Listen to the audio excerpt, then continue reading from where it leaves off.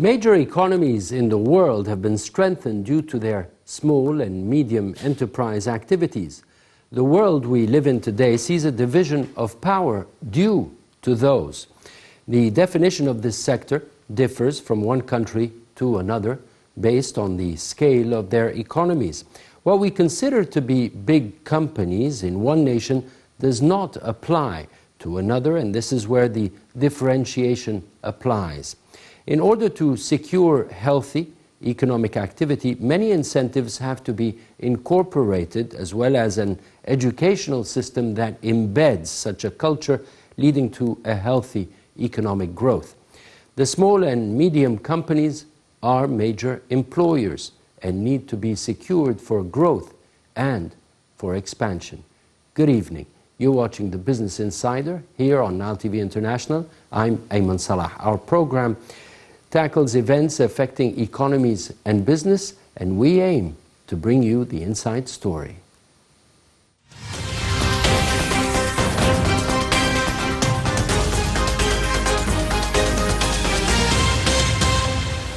Welcome back. Let's start with our first news item for this week. The Financial Regulatory Authority, known as the FRA, set out responsible lending principles for non-bank SME financing products, according to a statement issued on Tuesday. The new lending code offers guidance on how to act in the borrower's best interests by making sure they are offered the most affordable and suitable options. The FRA says the framework develops a system that ensures transparency of terms through disclosures that clearly explain pricing plans, with an eye to making it easier for borrowers to compare options. The principles state that non-bank lenders are now required to set up a three-tier pricing system for their financing products for low-risk, medium-risk, and high-risk customers. The regulator lays out equations for lenders to determine how to price their products based on certain factors. The nominal interest rate for loans can be set either as a simple rate that lenders can recalculate on a monthly basis, an annual declining rate, or a fixed interest rate for the full tenor of the loan. Non-bank lenders have 6 months to comply with the new principles, which are set to improve market conditions and competition protection, and the Central Bank of Egypt will ensure that lenders who comply with the framework have access to sufficient liquidity for their operational costs. These lenders will also have access to discounted or without charge training workshops. More than 3.5 million owners of micro, small or medium-sized enterprises with balances worth around 27 billion Egyptian pounds stand to benefit from the initiative, according to the FRA. And the second news item for this week is that the World Bank has laid out the drivers for its January prediction that the Egyptian economy will grow 5.5% in fiscal year 2021-2022.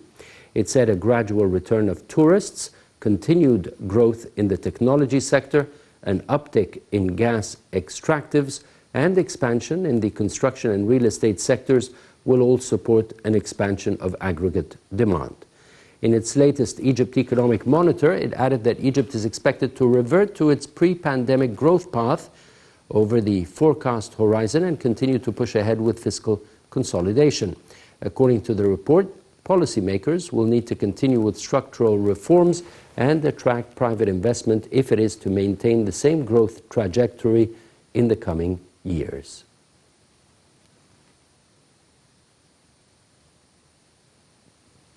We'll be back.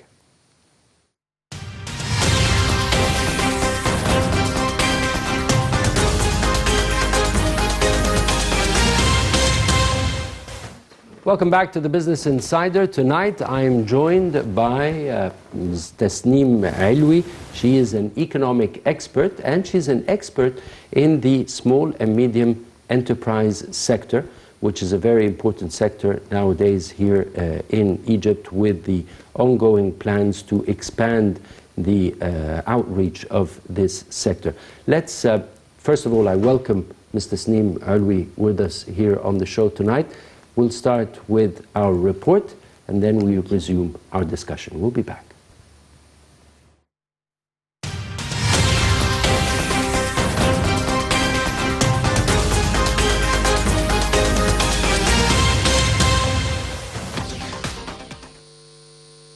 A plan for implementing and expanding industrial complexes represents an integral part of the Egyptian government's approach to promote the small and medium industry sector.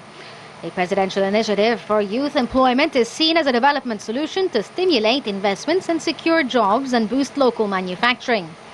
Under the initiative, 13 industrial complexes for small and medium industries, including 4,311 industrial units, at a total cost of 9.4 billion Egyptian pounds, are to be established.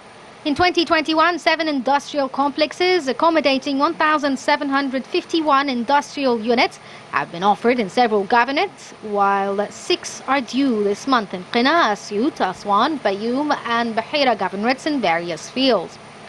According to the IMF, Egypt has nearly 200 years of experience in the field of implementing small and medium-sized enterprises. IMF Executive Director Mahmoud Mohiddin said that it is important that the positive growth rate be associated with generating more job opportunities. He pointed out that moving the economy forward and creating new job openings will contribute to getting out of the global slowdown and reducing the negative impacts of inflation and price hikes on citizens. Since 2014, the infrastructure projects which have been carried out in Egypt in the fields of energy, roads and ports contributed to creating new jobs. Mohiddin added that Egypt needs the public and private investments in all projects and fields, giving an example of the Decent Life project, which requires large-scale investments amounting to 800 billion Egyptian pounds, which is a large amount of money that exceeds 4% of the annual national income.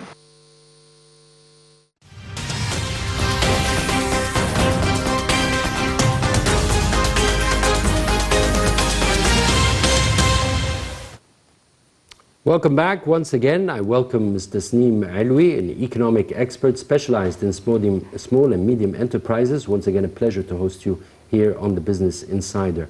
Let me start with the definition of small and medium enterprises, because as one understands, this differs from one nation to another, one economy to another. What is considered small in one nation might be big in another. Can you explain to us what the definition is here in Egypt? Thank you very much first for this welcoming and nice welcoming speech you have just given me. Thank you. Pleasure.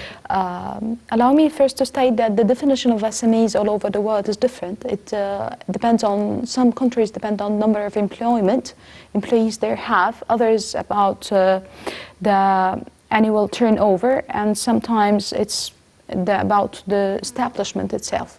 The capital of establishment. It differs from state to another, even in the United States. The number of employees differs.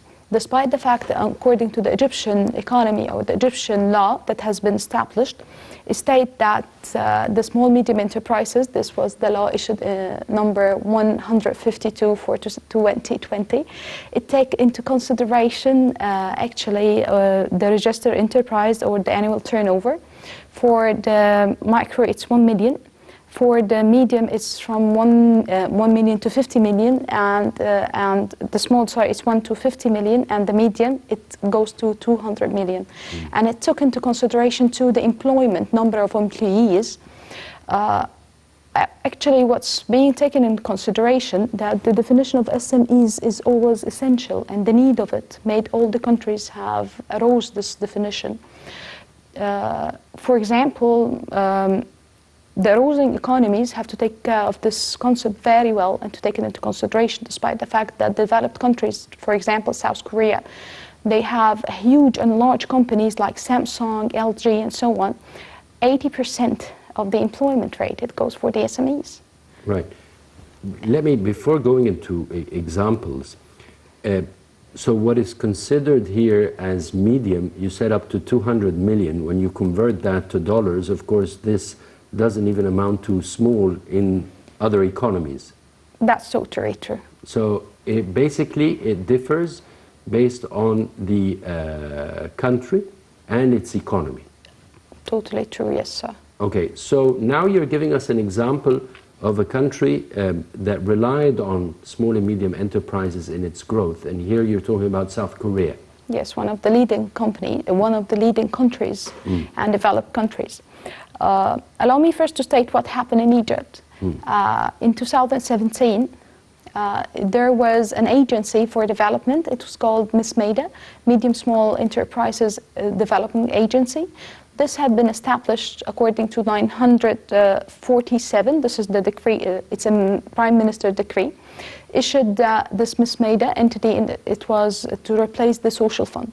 The main reason this entity arose was that the importance of SMEs in the economy, especially that we are a developing country, and the essential of having SMEs and to care about them and to find out the informal sector and to try to make them to the formal sector, that makes the Egyptian government take this into consideration and issued this. They worked 3 years, and then there were a law. It's 152 for 2020. This is the law, special law for small medium enterprise. This law states two kinds of incentives: tax incentives and non-tax incentives. Both were taken into consideration in order to help these enterprises to proceed. When they first defined the problem was you always support them in the initiative, in the beginning stage. And then the other stages you do not support well. So accordingly, the Egyptian government have taken that into consideration. And what's really important about MISMEDA, or this entity or that authority, that this authority have the power to facilitate any small medium enterprise. But I've stated in the definition, they did not define the sector. They did not define the geographic area, despite the fact that there are certain geographic areas that the government of Egypt gives certain incentives and certain sectors to, sir.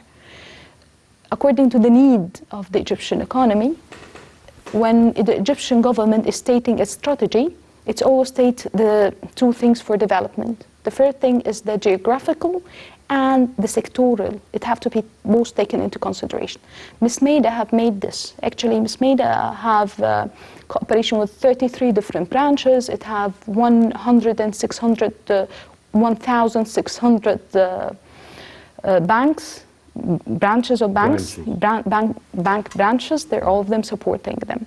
So here you mentioned geographical, basically because the government strategy is seeking to reach all the different areas in the country so as not to concentrate on the development of one certain location vis-à-vis the others.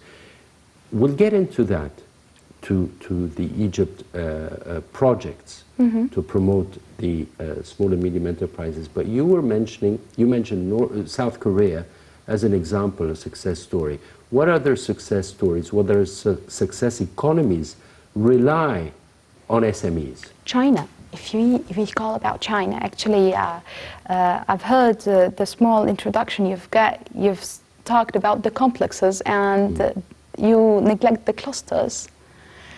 China have a great thought of a value chain, and this is really what we are having, what we have to thought about. One mega project, they don't have this. They have a project, and there are small, medium enterprises that helping the bigger part, and all the value chain together. The sustainability of any small or medium enterprise is the sustainability of the product and the need.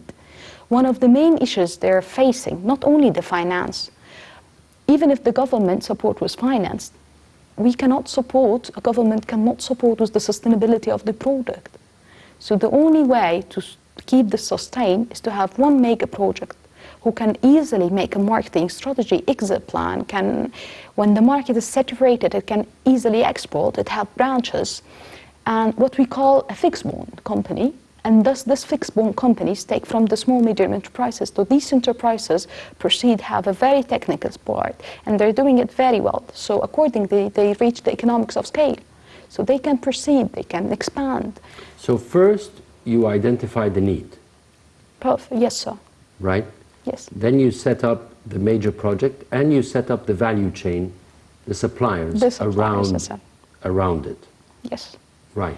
And which is more important is the economics of scale.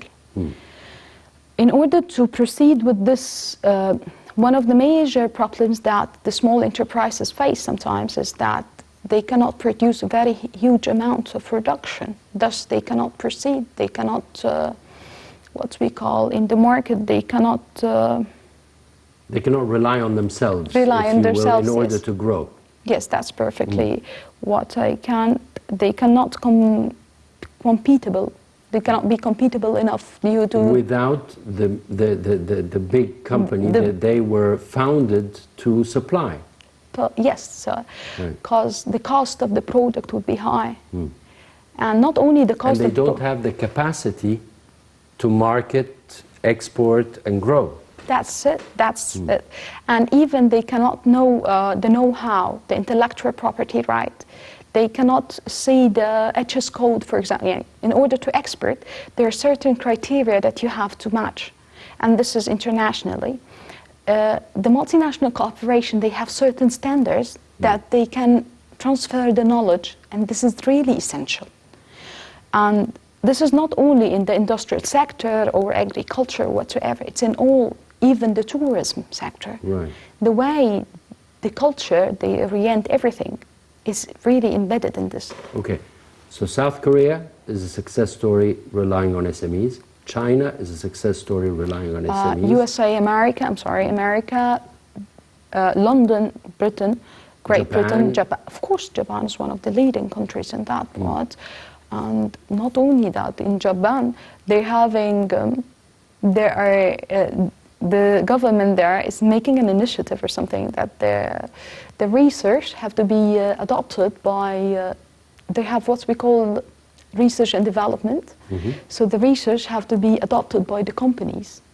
And each company have to take some of the juniors and to see their initiatives and their thoughts and to adopt them. And this is really youth empowerment.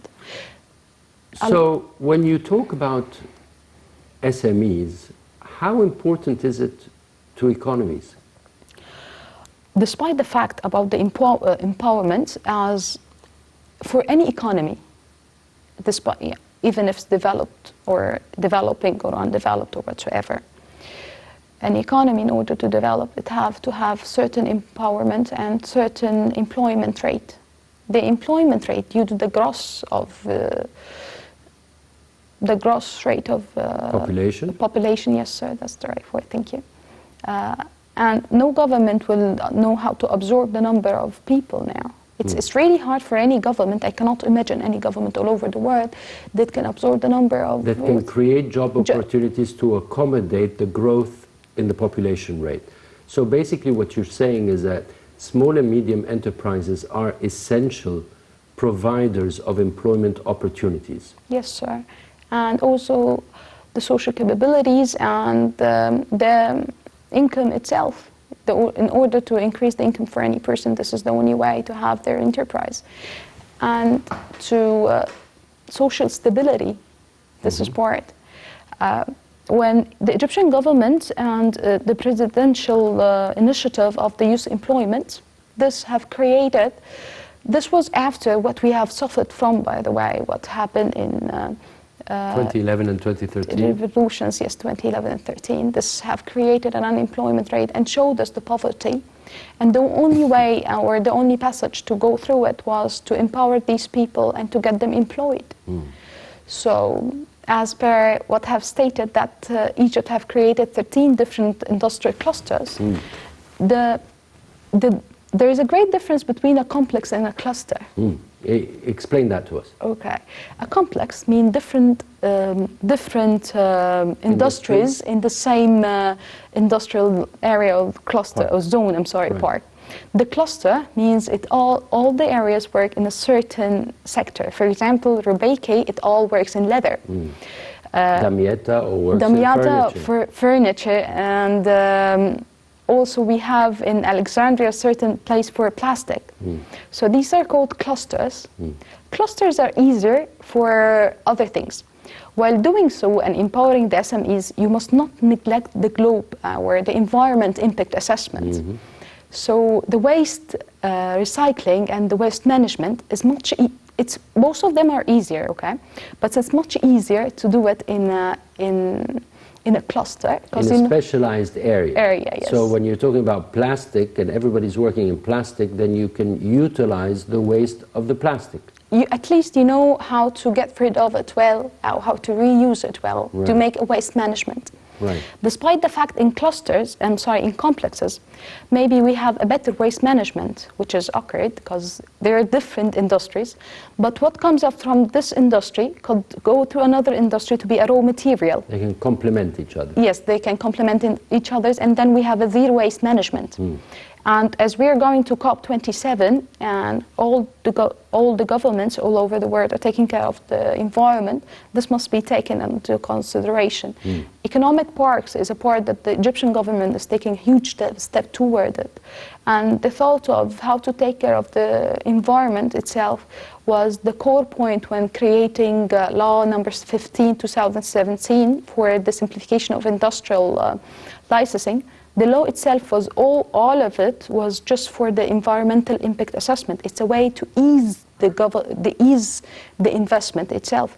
It have two different systems. One is the pre-licensing system, and this is for the high environmental impact assessment risks project. This takes certain prerequisites in order to start.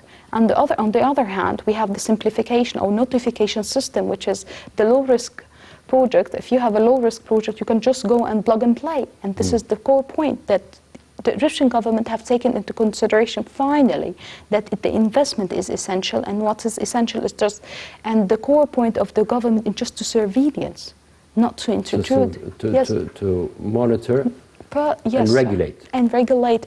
I have just to watch them and to keep them in their market. I have to give them incentive to proceed. And this is a kind of incentives. Can we say there is a success story that is in front of us and we're trying to emulate? Definitely.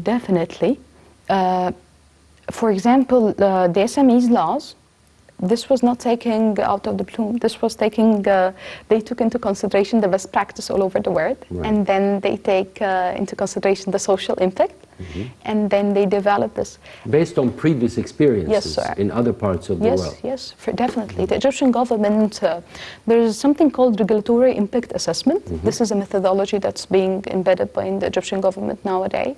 Whenever a law is created, it has to take into consideration the best practices that's taken all over the world, and then to see the impact, if this law is essential to be issued or not, people shall be affected or not. And it does not take only into consideration the economic impact, it takes the political, the social, every certain area is being taken into consideration. Actually, to say the truth, the Egyptian government is taking huge steps toward harmonizing the laws in order to facilitate.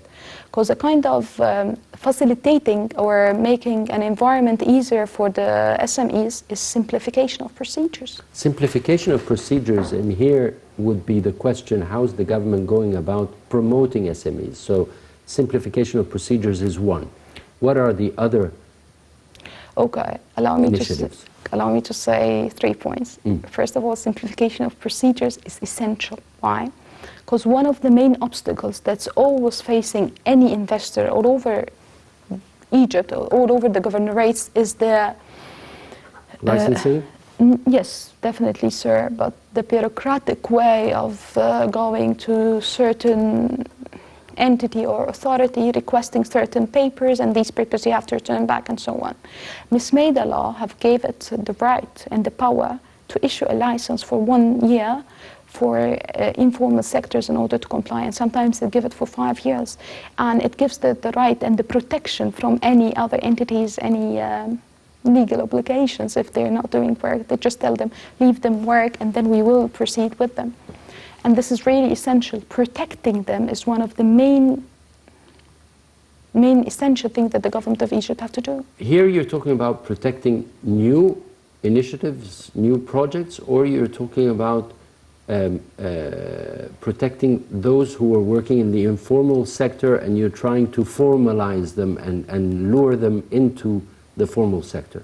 Both have to be taken into consideration. We have to take into consideration the informal sector, because the informal sector it's huge. It's really huge, and during the coronavirus and COVID and this the pandemic, it is one of the main pillars that helped us to. And during the revolution as well. Yes, sir. It was definitely a main player. Yes, the definitely, informal sir. sector. So the informal sector here, official estimates of the informal sector was around 3 trillion Egyptian pounds. However, the other estimates can even go up to 8 trillion That's Egyptian true. pounds. You know what's the difference between an informal and a formal? Just a piece of paper, which is if it's depending on the sector he's operating in. If it's a trade sector, then it's the tax and the commercial register.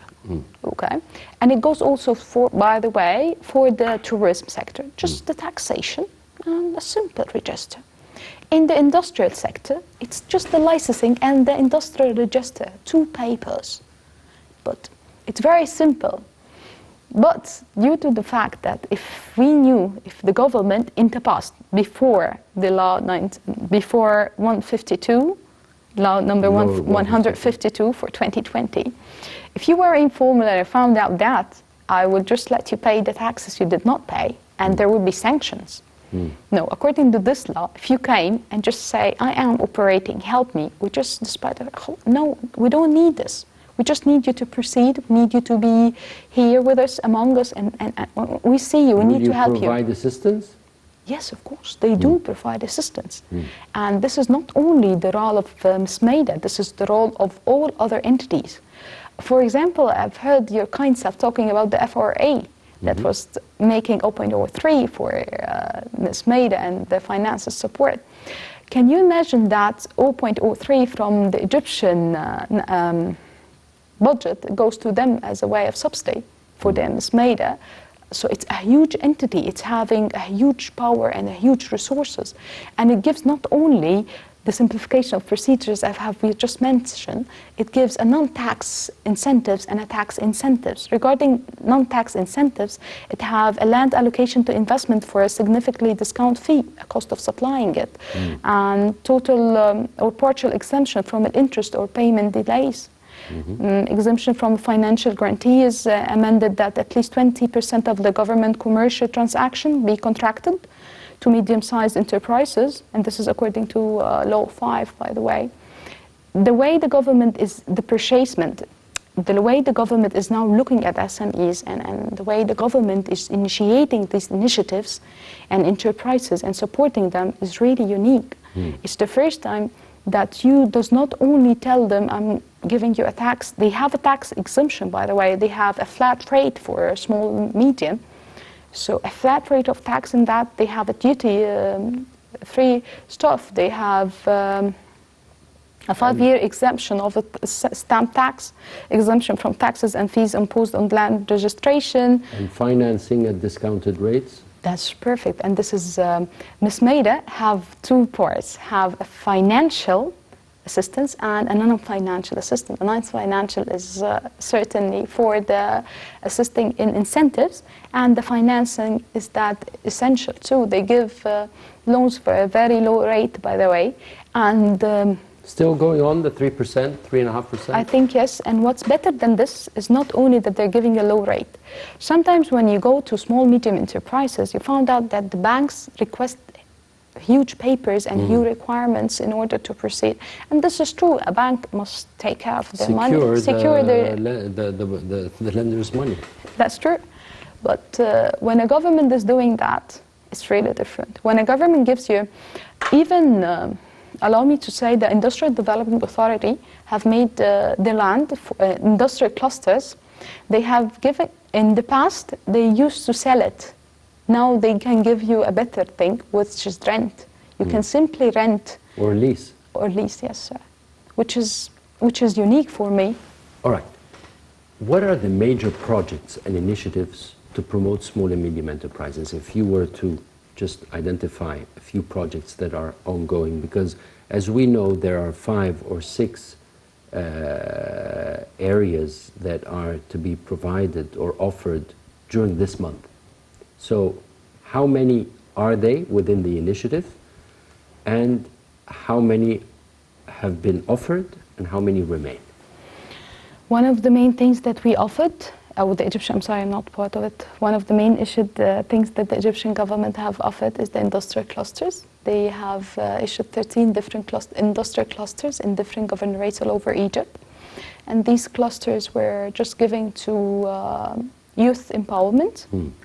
Also, these were given according to very low fees for the rent and very low fees for the lease. In different governorates? In different governorates, actually, 13. all over. Yes, 13 different clusters. Remaining, how many? I think hopefully they will issue 7 now. 7. Hopefully, yes, 7 shall be issued Within very this soon. month? Yes, hopefully, yes. Within As this far month. as I've heard in the news, yes, sir. And Our time is nearly up. Let me just ask you, as an expert in the field, what needs to be done to embed SME culture within our system? you know, SME has a high flexibility, easily adapt to the change of business. Due to their small size, they can easily take a decision. But it's a culture, sir. It's in Egypt, we always used to say that you have to work in a government, else you're not having a nice time. Right. Yeah. And it's always, we have in our minds that being an employee is better than being an entrepreneur, and safety comes first. So starting from a family, people must tell their children they have the power, they have the thoughts and enlightenment. They can innovate. That's perfect. The education itself, the way we educate our children, the way we make them take the risk, accept the risk itself. This is essential. The government have a great role in this. The government subsidize, give a proper subsidy, but they incentives, but they have to think more about incentives rather than subsidy. Right. Unemployment subsidy is essentially for sure for unemployment women and so on. This is for poverty reason and socio-economic reason. This is really essential. But the government have to take more in the incentives, and despite the fact of giving people money, they have to think of how to make them work. So ease of business. Yes, sir. Ease of doing business. Actually, there were equal access and simplified enterprise. This was an initiative by the World Bank that have just ended this year. It was in order to ease the access and simplify the procedures for people to proceed their business environment, and Gafi was part of it. So basically, education, family, and government, ease of doing business and incentivize. Ms. Tasneem Alwi, economic expert specialized in SMEs, a pleasure having you on the show here tonight. Thank you very much for joining us. Thank you for joining us. Hope you join us next week for a very special episode here on the Business Insider on Nile TV International. I'm Ayman Salah. Good night.